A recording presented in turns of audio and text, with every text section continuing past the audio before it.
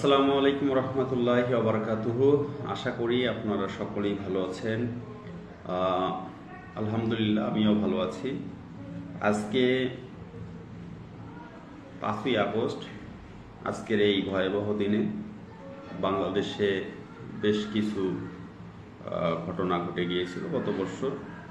তো আজকে সমস্ত বাংলাদেশে কিন্তু সরকারি ছুটি পালিত হচ্ছে।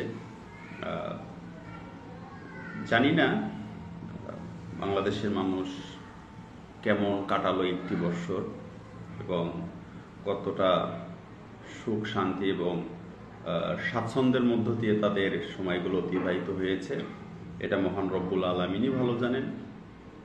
তবে বিগত কয়েকদিনের কিছু বিষয় লক্ষ্য করলাম, যেখানে বাংলাদেশের আইন শৃঙ্খলার একেবারেই অবনতি, প্রশাসন নেই বললেই চলে।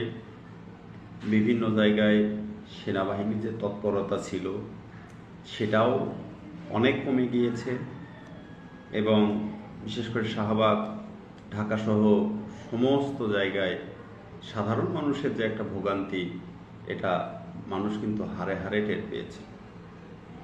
তো যাই হোক, আপনারাই ভালো বোঝেন, আপনারাই সব কিছু ভালো জানেন, আপনারা বুদ্ধিমান মানুষ, হয়তোবা আপনারা আগের থেকে অনেক ভালো আছেন, অনেকে উপলব্ধি করছেন যে আগেই ভালো ছিলাম, এরকম একটা বিষয় আর কি।